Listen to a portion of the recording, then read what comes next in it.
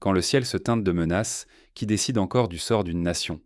Dans une salle tendue, le silence précède la décision. Le capitaine Ibrahim Traoré tranche sans détour, il faut reconquérir le ciel. Le Burkina Faso, longtemps dépourvu, va déployer une force aérienne nouvelle. Avions sortis des hangars, radars dernier cri, pilotes aguerris, cette fois, le rugissement des moteurs avertit le monde. La région retient son souffle. Les grandes puissances, sûres que le Burkina resterait faible, sentent le sol trembler sous leur certitude. À Paris, à Bamako, l'incrédulité grandit. Comment ce pays, hier encore vulnérable, ose-t-il inquiéter l'ordre établi? Mais la révolution ne s'arrête pas là. Tandis que le ciel se hérisse de défense, la terre change elle aussi. Traoré lance la modernisation, pas seulement des armes mais des champs. L'indépendance alimentaire devient cruciale. Les agriculteurs, en première ligne, cultivent la sécurité d'un peuple. Le pari est immense. Échouer, c'est redevenir proie, réussir, c'est bouleverser toute l'Afrique. Car la vraie souveraineté se forge loin des modèles imposés, dans le risque la terre et le ciel conquis. Pensons à l'histoire du Ghana où Kwame Nkrumah, à la fin des années 50, rêvait déjà d'une économie autonome et d'une armée forte, vision fracassée par la pression étrangère. Aujourd'hui, le Burkina Faso tente ce que d'autres ont à peine osé. Mais derrière cette audace, chaque décision compte. Un faux pas et l'espoir peut basculer dans le chaos. Souvenez-vous du Zaïre de Mobutu, qui, à trop miser sur le prestige militaire sans ancrage populaire, a sombré dans l'instabilité. Traoré et son équipe le savent, la moindre faille peut tout faire s'effondrer. Pendant de longues années, le Burkina Faso a vécu dans l'ombre, observé et jugé à travers les yeux des puissances occidentales. Le pays semblait n'exister que comme un pion, incapable de décider de son propre sort. Cette dépendance, héritée de plusieurs décennies de colonisation, a laissé des traces indélébiles. Après l'indépendance, la France n'a jamais vraiment lâché prise. Par le franc CFA, toujours piloté depuis Paris, l'économie nationale était corsetée. L'armée, quant à elle, restait à l'écart, sans équipement moderne ni formation adaptée. Les rares avions de chasse, vestiges du passé, ne protégeaient non plus le ciel burkinabé. Les soldats, démoralisés et sous-équipés, se retrouvaient impuissants face aux menaces qui s'amplifiaient aux frontières. Dans les campagnes, les agriculteurs étaient bas le pilier du pays, mais eux aussi étaient relégués à l'oubli.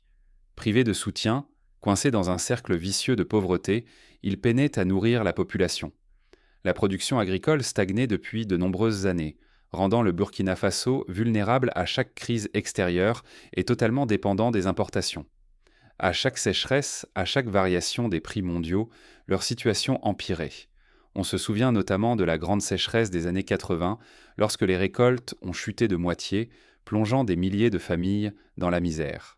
Pendant ce temps, la France continuait de tenir les rênes. Présence militaire, influence politique, contrôle de la monnaie et des discours officiels. Le Burkina Faso semblait condamné à n'être qu'un spectateur de sa propre destinée. Les grandes décisions, qu'elles soient économiques ou sécuritaires, venaient en tout jour d'ailleurs. C'est la même logique qui a maintenu de nombreux pays africains dans la dépendance, à l'image de la Côte d'Ivoire ou du Sénégal, où les bases étrangères dictaient souvent la marche à suivre. Persister dans ce modèle, c'était accepter l'humiliation et la stagnation. Tant que l'armée restait sous-financée, tant que les agriculteurs étaient abandonnés, tant que l'ingérence étrangère dictait la marche du pays, la véritable souveraineté restait hors de portée. Il suffisait de regarder le sort du Mali ou du Niger qui, malgré leur potentiel, n'ont jamais su s'affranchir complètement de la tutelle extérieure pour comprendre l'urgence du changement. Mais un jour tout a changé. Ibrahim Traoré a choisi la rupture, misant sur une stratégie radicalement nouvelle. Son pari, briser les chaînes de la dépendance et prouver que le Burkina Faso pouvait reprendre son destin en main. Mais cette décision allait bouleverser tous les équilibres. Quand la guerre frappe, elle ne dévaste plus seulement la terre. Désormais, elle tombe du ciel, semant la peur et la faim. Au Burkina Faso, cette double révolution silencieuse, la conquête des airs et l'indépendance alimentaire, changent tout. Elle forge une souveraineté inédite, insoupçonnée jusqu'ici. Ce mouvement rappelle la stratégie d'Israël dans les années 50, lorsque la maîtrise de l'air et la mise en valeur des terres arides ont permis au jeune État d'assurer sa survie face à l'hostilité régionale. Mais ici, il s'agit d'un défi africain, ancré dans l'histoire et les réalités locales. Tout commence là-haut, dans le souffle brûlant du Sahel. Sous la houlette du capitaine Ibrahim Traoré, l'armée de l'air renaît. De nouveaux avions sillonnent le ciel, acérés et vigilants. Les radars, infatigables, scrutent l'horizon jour et nuit. Dans les cockpits, des pilotes d'élite, formés non plus pour parader, mais pour intercepter, protéger, anticiper. Le paradigme bascule. Désormais, la peur peut changer de camp. Prenez l'exemple de la base aérienne de Ouagadougou. Jadis endormie, elle vibre aujourd'hui d'activité. Les jeunes pilotes, recrutés dans toutes les régions du pays, bénéficient d'un entraînement intensif, inspiré des meilleures écoles, mais adapté aux réalités sahéliennes. Vol de nuit, pilotage dans la poussière, réaction aux menaces terroristes. Pour la première fois, le ciel burkinabé n'est plus un no man's land, mais un espace protégé.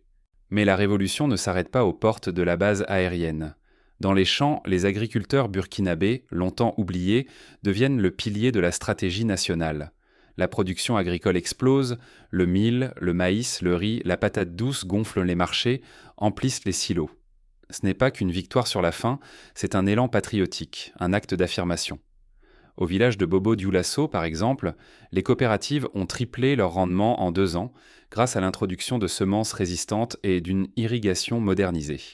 Grâce à cette autosuffisance alimentaire, le Burkina Faso érige un rempart invisible.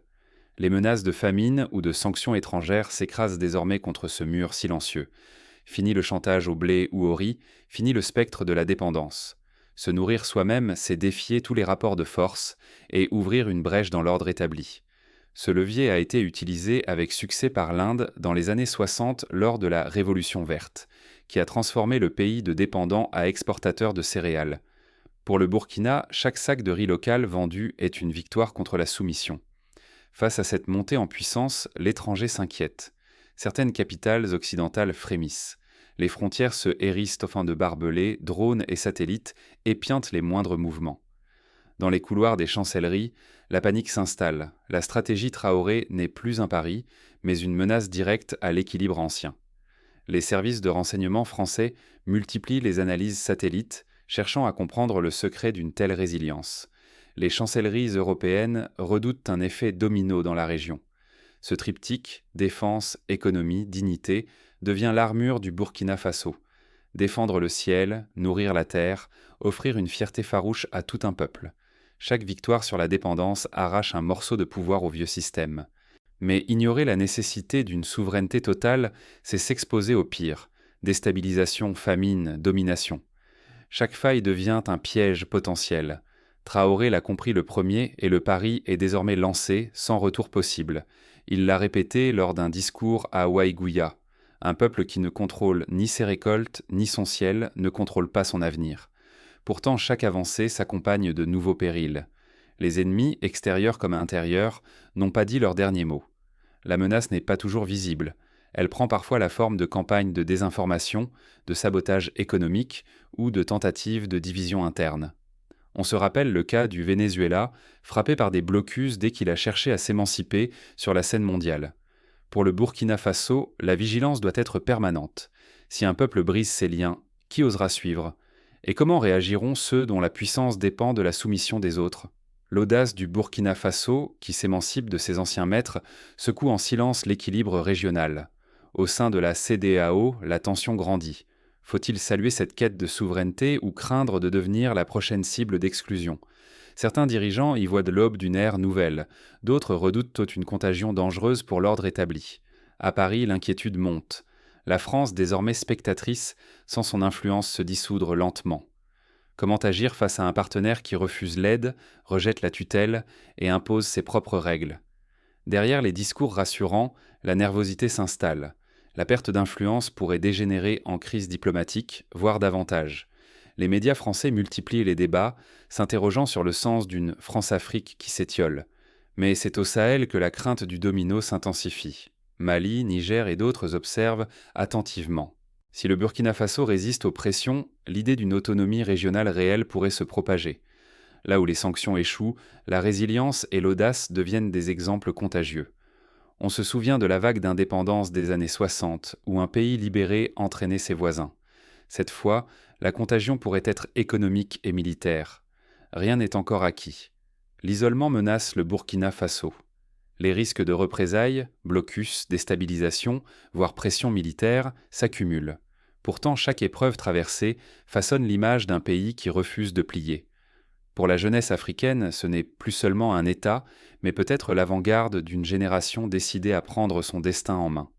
Le Burkina Faso sera-t-il un modèle ou un terrain d'affrontement entre forces locales et ambitions étrangères? Tout dépendra de sa capacité à durer, à inspirer sans s'isoler, à résister sans se fermer. Si le pari était gagné, le souffle de la souveraineté pourrait franchir toutes les frontières. C'est le défi qu'a relevé la Corée du Sud dans les années 50, passant de pays ravagés à puissance régionale grâce à la résilience et à l'innovation. Mais le chemin reste semé d'obstacles, et chaque succès attire de nouveaux défis. La suite dépendra de ceux prêts à s'engager pour transformer l'essai en victoire durable. Pour cela, il faudra multiplier les alliances régionales, renforcer l'éducation, soutenir la recherche agricole et l'innovation technologique. La création de réseaux de solidarité panafricaine, par exemple, pourrait offrir un rempart supplémentaire contre les tentatives d'isolement. L'indépendance n'est pas une formule magique. Elle se construit chaque jour, inlassablement, par des actes partagés et une discipline rigoureuse. À l'image du Botswana, qui a su miser sur la bonne gouvernance et la gestion transparente de ses ressources, le Burkina Faso doit inscrire sa révolution dans la durée, en misant sur la responsabilité collective. Au Burkina Faso, la force ne vient pas uniquement d'un capitaine visionnaire. Elle s'ancre dans la mobilisation constante de tout un peuple.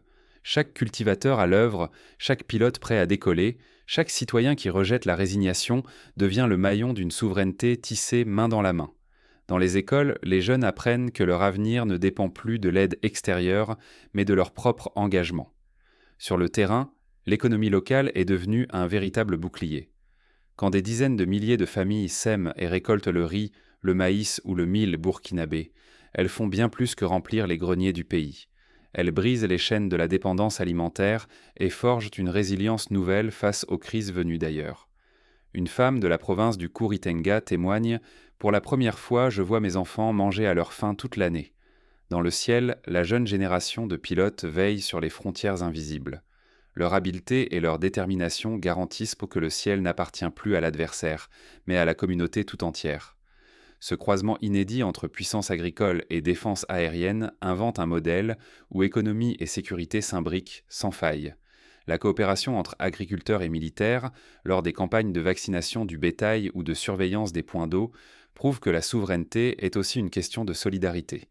Pourtant, afficher un drapeau ou acheter quelques avions ne suffit pas. La souveraineté véritable se prouve dans la durée. Elle exige de l'endurance, la capacité à résister à la lassitude, à surmonter la peur de l'isolement, à refuser la facilité du repli. L'histoire de la Grèce antique, qui a résisté des décennies aux assauts extérieurs grâce à l'unité de ses cités, rappelle que la cohésion nationale est la meilleure arme contre les menaces. D'autres nations scrutent en l'expérience burkinabé, intriguées ou perplexes. Pourtant, le Burkina Faso montre qu'il est possible de s'émanciper sans s'isoler. La clé réside dans la confiance en ses propres forces, dans la cohésion autour d'objectifs clairs et dans le refus de livrer son destin aux puissances étrangères. Les forums régionaux, tels que les réunions de l'Union africaine, résonnent désormais de débats sur la voie burkinabé. Le plus grand test ne survient jamais au début, mais dans la durée. Il s'agit de tenir face aux représailles économiques, aux campagnes de désinformation, aux tentatives de division interne. Ici, la souveraineté se mesure à la capacité collective d'anticiper, de résister et d'innover sous pression. Créer des coopératives de vigilance, investir dans la cyberdéfense ou encore favoriser l'entrepreneuriat local sont autant de leviers concrets pour renforcer l'autonomie du pays. Le risque est immense. Sans appropriation populaire et vision à long terme, le modèle peut s'effondrer aussi vite qu'il a surgi. Mais s'il prend racine, il pourrait transformer le destin du continent africain. Il offrirait une voie neuve, audacieuse, à tous ceux qui rêvent de s'affranchir de la tutelle étrangère. Les mouvements étudiants, les syndicats agricoles et même la diaspora sont autant de forces vives à mobiliser pour consolider cette révolution. Désormais, la vraie question n'est plus de savoir si le Burkina Faso tiendra, mais qui aura le courage de suivre. La partie ne fait que commencer, et chaque choix pèsera sur l'avenir de l'Afrique. Les pays comme la Guinée ou le Togo observent, prêts à s'inspirer ou à s'opposer. Le spectre d'une nouvelle vague d'indépendance se profile plus profonde, plus structurée et potentiellement irréversible. Le pari burkinabé défie l'ordre établi et force le monde à choisir son camp. Mais derrière la montée en puissance, quelle menace guette dans l'ombre? L'histoire ne fait pas de pause. La souveraineté se conquiert chaque jour, ou bien se perd à jamais. Chaque révolution attire ses opposants, mais elle inspire aussi de nouveaux alliés.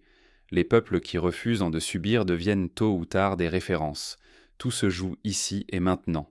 Le destin du Burkina Faso, et peut-être de tout un continent, dépend de la volonté d'un peuple à écrire sa propre histoire, plutôt que de la regarder défiler. Pour chaque citoyen, la révolution commence par un geste. Acheter local, s'engager dans une association, défendre la vérité contre la propagande, ou tout simplement refuser la fatalité. Sous la conduite du capitaine Ibrahim Traoré, le Burkina Faso n'a pas seulement renforcé son armée ou doublé ses récoltes, il a rompu la chaîne de la dépendance. Dans le ciel, des pilotes burkinabés dessinent de nouveaux horizons de puissance. Sur la terre, chaque semence plantée devient un acte de résistance. Les écoles rurales, autrefois négligées, se remplissent à nouveau. Les marchés locaux, désertés hier, connaissent une renaissance. Ce qui s'est passé n'est pas une copie des modèles venus d'ailleurs. C'est une fracture nette avec le passé. Le Burkina Faso n'a pas imité l'Occident, il a innové. Les paysans, jadis invisibles, sont désormais des symboles nationaux. Les pilotes, longtemps ignorés, incarnent la vigilance et le courage. Cette alliance entre la terre et le ciel a bâti bien plus qu'une armée. Elle a forgé une souveraineté réelle. À l'image des pays nordiques, qui ont construit leur indépendance sur la confiance et l'éducation, le Burkina Faso mise sur la fierté collective. Mais ce choix exige du courage. Rester simple spectateur, c'est accepter que d'autres dictent les règles et que la voix de l'Afrique s'éteigne encore. Refuser d'agir, c'est laisser passer la chance de changer le destin. Mais suivre cette révolution, c'est ouvrir la porte à l'impensable. Un continent maître de ses ressources, de sa sécurité, de son avenir. Les mouvements de solidarité qui émergent au Sénégal, au Bénin ou au Cameroun montrent déjà que l'onde de choc est en marche. Ce moment n'est pas anodin. Il pose une question frontale. De quel côté serez-vous ? Face à une société qui se libère sans attendre d'approbation extérieure, chacun doit décider. Attendre que d'autres agissent ou oser briser ses propres chaînes. Car la souveraineté n'est pas un mot creux, c'est une pratique quotidienne. La vraie force ne vient pas de l'importation de technologies, mais de la mobilisation intérieure, de la foi en ses capacités et du désir d'inspirer au-delà de ses frontières. À chaque niveau de la société, des solutions émergent. Coopératives numériques, écoles de formation à la citoyenneté, réseaux de femmes entrepreneurs. Alors, serez-vous témoin ou acteur ? Êtes-vous prêt à voir ce pays, et peut-être l'Afrique entière, écrire un nouveau chapitre selon ses propres règles ? L'attente n'a plus sa place. L'audace du Burkina Faso a ouvert une brèche. Le choix appartient désormais à chacun.